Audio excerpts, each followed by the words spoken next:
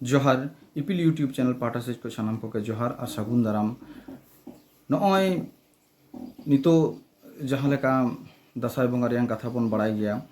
अडी नापाय गोटा गे दासाय बंगा रे जतो हर आबो दासाय दाड़ान बन उडुकोग कान गया अडी नापाय कथा कना तो नुआ साव सावते अडी रस्के मेटे उछन हुयुग कना ओना दो बड़ाई गया बन जाव सेरमा गे दुर्गा पूजा जहाँ दो देवी पूजा बन मेता कना देवी पूजा परे परे गे हुयुगा अड़गोंडा पाटाबिंदे सिलदा पाता ओना सिलदा पाता निये गे नुआ उछन दो अड़गोंडा पाटाबिंदे सिलदा पाता चिदा बन चला नुआ हुयुग कना मारांग कथा चिदा बन चला नुआ आबो बड़ाई रियां लाक्ति कना आडी रकम गे नुआ रियां हिस्ट्री मेनाआ बानुआ ओना कोदो बाबन नेलाबन नितुक लेका कते चलकाते ओना नेल गानुआ ओना बन काटिक बन बड़ाई जोना आबन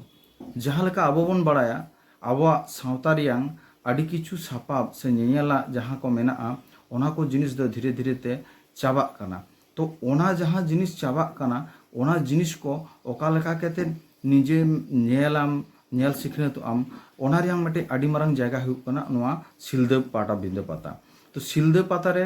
आबोआ प्राय झोतो रकम सापाब को हिजुआ ओना सापाब को नेल कते उपरुम हो गानोआ से जहाँ को बन आंजम कदा ओना को सापाब को ओंडे नेल नाम दाड़ेया बन सावते किरिंग आयमा किछु जिनिसम किरिंग दाड़ेया जैसे आबो नितो बन बड़ाया बन पांची साड़ी धुती आरो आयमा किछु नोआ को हम किरिंग दाड़ेया ओना साव सावते नेल तेना जायगा कना जे जहाँ लेका ओंडे भैरव बाबा भैरव नोडेरेन जहाँ बंगा कना बंगा बेनाया उनिया थान ओना थान रे बंगा बुरु केते आडी आयमा भर आशीष को ᱧᱟᱢᱚᱜᱼᱟ नोआ दो मैक्सिमम हर के बन हिड़िङा बन ओना साव सावते आरो चिके कना से नोआ अड़गोंडा पाटाबिंदे जहाँ हुयुग कना नोआ पाटाबिंदे पाता रे दो दिसोम पारम रेन पेड़ा हर को सेटेरक कना जहाय को दो आबो आडी दिन खना बाबन ᱧᱟᱯᱟᱢ आकाद को उनको को ओना साव सावते आरो को सेटेरक कना को नुकु आबोआ समाज रेन जहाँ तिने गे बुद्धिजीवी मेना कोआ सावते उनका लेकाना जायगा रेको कामी ताबोना उनको को को सेटेरक कना आयमा अनलिया रुसिका नाचनिया मादारिया नुकु को तो आयमा रकमा दिक दिए बेनिफिट ले दाड़े आबोन पाता नेल रेयां आम ओंडे नेल लिगिते निजे के प्रस्तुत तहन हुयुआ चे जिनिसी नेल लिगिदोग कना आडी मेटे कथा दो हां बन लई झा आपिया नोडे आबो जहाँ लेका बन बड़ाया बन रानू नॉय हाँ आडी आबोआ नोआ जहाँ कामी हरा को ओड़ा रेयां कामी हरा को बन लई दाड़े आबन से बंगा बुरु को आडी किछु सुर सुरते सेटेरक कना उन समय आबो चावले हांडी दोहो लगा तो ओना चावले हांडी दोहो लगिद रानू बाबन ᱧᱟᱢᱟ ओना रानू हो नोडे ᱧᱟᱢᱚᱜᱼᱟ रानू रान हो ᱧᱟᱢᱚᱜᱼᱟ आरो आयमा किछु तिने गान जिनिस चों ओड़ा रेयां जाबतीय रकमा जिनिस को ᱧᱟᱢᱚᱜᱼᱟ और कुड़ी गिद्रा को लगिद दो से गगो हर को लगिद हरब बांदे लगिद हो आडी नापाय नापाय गयना गाटी खना अहब कते झोतो रकम आगे ᱧᱟᱢᱚᱜᱼᱟ माने मिद कथातेम लई दाड़े आम जांगा लातार खना अहब कते बहो उब धाबी रियां झोतो रकम एम ᱧᱟᱢᱮᱫᱟम आडी नापाय नापाय टुपी को अगुया को आडी किछु जिनिस गे ओना साव सावते नापाय नापाय नोडे नुकु मान मानोतान मानतीय पेड़ा को तहेना को उनको को हेज सेटेरवा को उनको को रोड गालमाराव थुती गालमाराव को तहेना आडी बेस नापाय बुजुआ तबे ओना सावते मेटे नापाय उछन कना जहाँ लेका अड़गोंडा पाटाबिंदे रे नेल हुई कना जहां आपन आपिन कुसीते जहाँ लेका जहाँ को पे दाड़ाय ताबोना आडी नापाय कथा कना मेनखान नोंका हो नेल ᱧᱟᱢᱚᱜ कना से नोआ प्रीवियस ईयर को नेल ᱧᱟᱢ कना आबो किछु कोड़ा गिद्रे को मेना बोना बाबा हर को लई गानोआ उनको तो आबो मेरम बोदा लेका नुकु तिरले आबोरेन जहां तिरले हपन बन मेताव को कना नुकु बन जालायत को आबोन आदो आबो ठे नेहर तहन कना दया केते आबोरेन तिरले हपन कना को जहां लेका आबो पे नेल ᱧᱟᱢᱮ ताबोना को बन जे चेलका नाहाचार हुयुग कना आबो चेतन रे तो ओना को नेल केते दया केते आपे आपेया खुशीते खुशी बासियान हर संगे आपे सगई जोड़ाव पे से सगई जोड़ा कते दाड़ान पे मेनखान ओने मेरम बोदा लेका दो दया कते उनको को आलो पे डिस्टर्ब को ताबोना चिदा से आबोरेन जुदी नोडे जहाना कोनो रकम अनका लेकाना घटना घटा ताहले खान नोडे खय आडी बाड़ी मेसेज समाज रे चला जहां मेसेज खातिर ते आबोआ इन फ्यूचर रे प्रॉब्लम हुई दाड़िया तो आबो समाज दिसे ताबन पे आबो निजे दिसे ताबन पे रस्क दो रस्कई ताबन पे रस्क लगिद कोनो बाधा बानुआ रस्क रियां मटे सीमा हो मेना ओना सीमा तलारे रस्कई पे निजेरा कुसीबासी से कुसीबासी चेक लेका तहन काना ओना दो आपन आपन व्यापार काना किंतु दया कते नोंका नेल काना विशेष करे नोआ दो तीरे हुआ नींदे बेड़ा नेल काना किछु किछु नोंकाना घटना हयतो किछु मई बिटी ताको को चलाव काना को ओंडे रस्क लगित जेहेतु नोआ दो रस्क जायगा कान ताबोना आदो उनको बांग को सेटर दाड़ाई कावदा ओड़ा तो ओंडे को ताहेना को आदो नींदे बेड़ा दो कामसा कामसी बाड़ाई ताबोना को उनको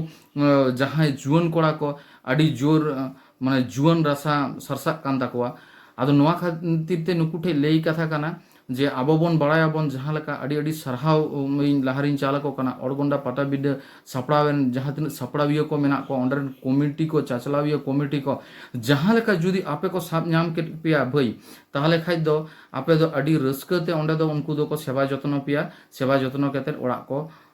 कुल का पिया ओड़ा कुल रहाले आमा जहाँ जत्न हुआ से जहाँ खातिरदारी हुआ ओना दो नेलजोंग लेकाना हुआ ओना रस्क अड़ी रस्क तहेना जे कोनो दिन हो अड़गोंडा पाटाबिंदु दो बाम हिड़ी दाड़ेया तो नोआ दो बतर होचो कथा दो बांग काना नोआ दो रस्क रियां व्यापार काना होइसे आपे ओना रस्क दो चेलका रस्क हुआ बुझ जोना आपे तो जाय होक जहाँ लेका के मटे कथा हुआ काना दया कते आपे नोंका आबोरेन जहाँ तिरले को मेना को उनको आलोपे डिस्टर्ब को ताबोना एने समय हो एने आखड़ा रहा आलोपे डिस्टर्ब को ताबोना मिद साउते एने ताबोन पे रस्कई पे रस्क रियां कोनो बाधा बानुआ मेनखान एमन कोनो घटना आलोपे घटावा जहाँ खातिर अड़गोंडा पाटाबिंद सिलदा पातारे चाचलाविया को जहाँ काना को उनको कोनो रकम लाटू स्टेप को हतावते को बाध्योआ हाँ ओना साउते आर मेटे हिजु सेनो डाहार रियां कथाई लिया बन काना हा प्रतिबार गिन लिया नोआ दो अकोय यूट्यूबर किंबा अकोय न्यूज चाचलाविया को से अकोय खन कोनो सोशल मीडिया थ्रू दिए बांग को कराव को किंतु विगत कयेक बछर धरे आपनार हर दो नोआ यूट्यूब पास्टार से खना पासना हुयुक काना जहां के सुर संगे जहां से खना बन हिजुक काना जहां लेका मेड़हेत ती जंगावते पे हिजुक कान ताबोना उनका मेड़हेत ती जंगावते के जाते पे चलाव दाड़ेया ओना खातिर ते मौजते हिजुक ताबन पे रास्ता घाट नेल नेलते हिजुक ताबन पे अड़ी जोरते आलोपे हिजुआ समय अक्तो हताव कते ओड़ा खoj तुदुक ताबन पे जाते आपे नाइते नापायते पे सेटर दाड़ेया एंडे खाज ये अड़गोंडा पाटाबिंद सिलदा पात्रा सापड़ाविया को जितकर तहेना आपे पर बछर पे हिजुक गे ताबोना से आपेरन फैमिली को को हिजुक गया से जतो हड़ को मेसा कते नोआ बन सापड़ाव दाड़ेया चिदा से मुचाद अक्तो रे नोआ मेटे कथाइन लेदा नोआ पाता दो एकला पाता बांग काना आबो झतो को पाता काना नोआ पाता नितो दो आबो शुधु भारतवर्ष दो सीमित बनुआ भारतवर्ष बाइरे खुना हो अड़ी आयमा पेड़ा हड़ को हिजुआ को नेल लगिन एमन को कि किछु दिकुपुसी हको हिजुक कान ताबोना को नेतार आबो नोआ किछु रिसार्च फिसार्च हेनतेन कोना व्यापार को लगिते तो आबो नोंकाना घटना आलोबन घटा माबन मा जतो हड़गे नेहर ताहेना हिजुक ताबन पे अड़गोंडा पाटाबिंद सिलदा पाता 2025 रियां जहां दोहा 3 तारीख दो को चलाव सेटेर को निदे बेड़ा 4 तारीख दो पता हुयुक काना 5 तारीख दो धुलो 5 तारीख दो को रुआड़ा को नोंका पे दिन जहां मेना ताबोना आबो नेस दो 4 तारीख को चला काना को आंजम नोंकाना ये काना माने उछन लेखाते आदो मा मौजते हिजुक पे दिन को नेल ताबन पे ओका दिन काना बांग काना मौजते आपेते नेल ताबन पे और जतो खना मारांग उछन दो जहां ताहे काना ओना दो आंजम किदा पे ओना लेखाते आपे मा सापड़ा ताबन पे जोहार गे।